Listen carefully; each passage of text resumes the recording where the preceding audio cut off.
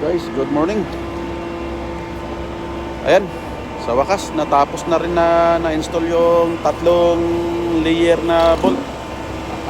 Yung doon sa likod, mga round manhole na lang ipapatong doon. Pero yung ito sa itaas, tatlong patong. So ito, ano ito? Yung water separator, OJS chamber, yung tawag nila dito. Water separator at yung oil. So galing dyan yung linyada, galing sa mga bahay-bahay. Ayan. Saka ito, nagbabackfill tayo. Nagantay na lang na mapison at mahupak rin ng pangmalupiton na kapwa nating Pinoy ang maghupak dyan.